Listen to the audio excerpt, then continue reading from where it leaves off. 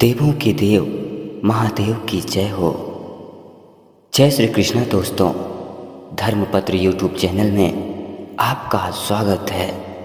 दोस्तों, आज हम एक कहानी के माध्यम से जानेंगे कि किस तरह से जो हमारे भाग्य में होता है वह हमें प्राप्त होता है। यह कहानी बहुत ही ज्ञानवर्धक एवं बहुत ही अच्छी है, अतः कहानी को अंत तक अवश्य सुनिएगा। एक समय की बात है, माता पार्वती और भगवान शिव आकाश मार्ग से चले जा रहे थे।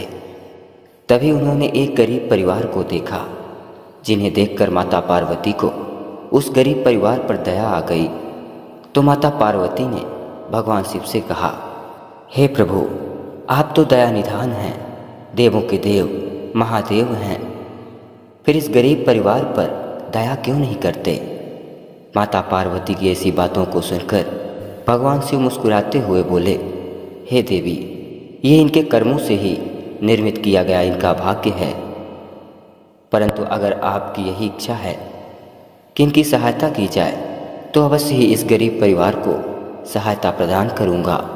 तब माता पार्वती ने भगवान भोलेनाथ से उस गरीब परिवार के लिए एक एक वरदान देने को राजी किया। तत्पश्चात माता पार्वती और भगवान शिव उस गरीब परिवार के समक्ष प्रकट हो गए एवं उन्हें उनकी इच्छानुसार एक एक वरदान मांगने को कहा। यह सुनकर वह गरीब परिवार अत्यंत प्रसन्न हुआ। उस परिवार में मात्र 3 ही लोग रहते थे, जिनमें पति पत्नी और उनका एक पुत्र था। सर्वप्रथम महिला ने भगवान भोलेनाथ से कहा कि हे प्रभु, स्त्री का सौंदर्य ही उसका सबसे बड़ा धन होता है, अतः मुझे संसार की सबसे सुंदर स्त्री बना दीजिए। भगवान भोलेनाथ ने तथास्तु कहा और वह स्त्री संसार की सबसे सुंदर स्त्री बन गई। यह देखकर उस स्त्री के पति ने सोचा कि यह संसार की सबसे सुंदर स्त्री हो गई है, तो कहीं यह मुझे छोड़कर चली न जाए।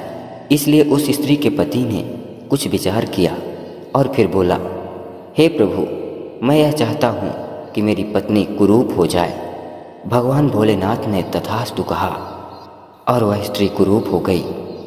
यह सब देखकर उन दोनों के पुत्र ने कहा, हे प्रभु, मेरी माँ वरदान मांगने से पहले जैसे थी उसे वैसे ही बना दीजिए।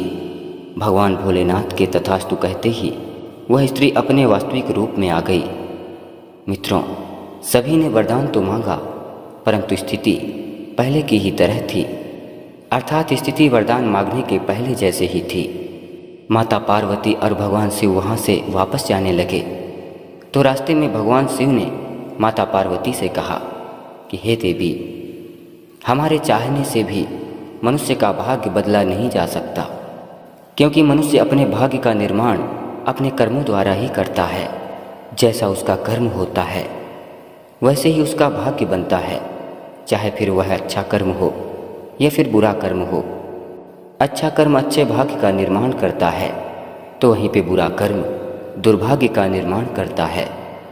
मनुष्य जो भी कर्म करता है उसको उसका फल चाहे इसी जन्म में मिले या फिर अगले जन्म में मिले, लेकिन कर्मों का फल मिलता अवश्य है।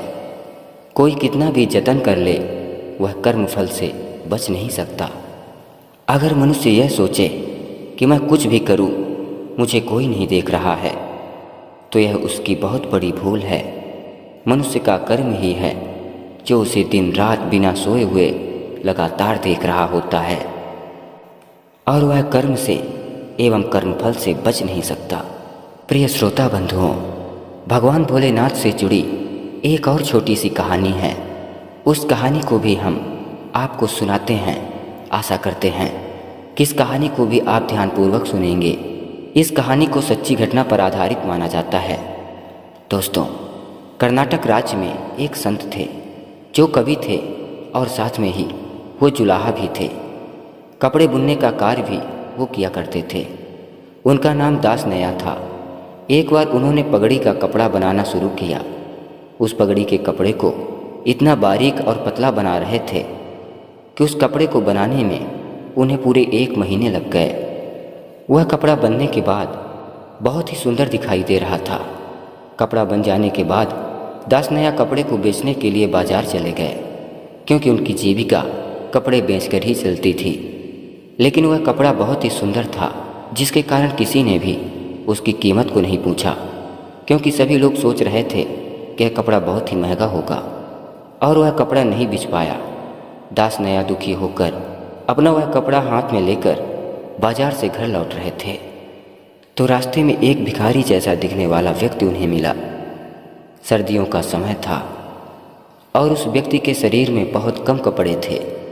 उस भिक्षुक जैसे दिखने वाले व्यक्ति ने दास नैया से वह कपड़ा मांगा, जिसे बुनने में दास नैया को बहुत मेहनत करना पड़ा और 1 महीने का समय भी लगा। दास नैया ने बिना कुछ विचार किए कपड़े को उस व्यक्ति को दे दिया। उस भिक्षुक ने उस कपड़े के 2 टुकड़े कर दिए। यह देखकर दास नैया बड़े आश्चर्यचकित हुए। उस व्यक्ति ने कपड़े का एक टुकड़ा अपने छाती से बांधा और एक टुकड़े को उसने पगड़ी बनाकर अपने सिर और कानों में बांध लिया और दास नैया से कहने लगा कि हे भले मानुस, मुझे भूख बहुत तेज लगी है, मैं भोजन करना चाहता हूँ, मुझे भोजन करवाओ। दास नैया के पास उस समय एक भी पैसे नहीं थे, इसलिए वो उस भिक्षुक को अपने घर ले गए। घर पहुंचकर उन्होंने देखा तो भोजन की सामग्री खत्म हो चुकी थी। घर में एक भी अन्न का दाना नहीं था। दास नैया को चिंता हुई कि अब मैं घर आए अतिथि का सेवा सत्कार कैसे करूं? मुझसे तो बहुत बड़ा पाप हो जाएगा। वो यह सोच ही रहे थे कि तभी उस भिक्षुक ने दास नैया को कहा कि आप एक कोई पात्र लेकर आइए। तब दास नैया ने एक खाली बर्तन लाकर उस भिक्षुक के सामने रख दिया।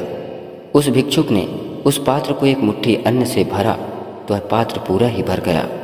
जब उस पात्र को लेकर दास नैया रसोई में गए और कुछ समय बाद बाहर आए तो वह भिक्षुक वहाँ पर नहीं थे। उस भिक्षुक ने जिस पात्र को अन्न से भरा था वह पात्र अन्न से कभी खाली ही नहीं होता था, अर्थात उस बर्तन से जितना अन्न निकाला जाता उतना ही वह पुनः भर जाता। दास नैया भगवान भोलेनाथ के भक्त भी थे, इसलिए वो समझ गए कि भिक्षुक के रूप में भगवान भोलेनाथ स्वयं ही उनके घर में पधारे थे और उनका भंडार भर के चले गए।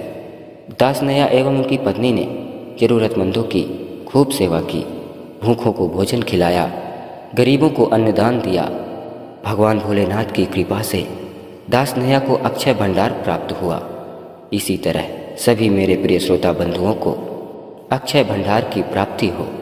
सभी लोगों पर भगवान भोलेनाथ की कृपा बनी रहे। सभी लोग सुखी, समृद्धि और खुश रहें।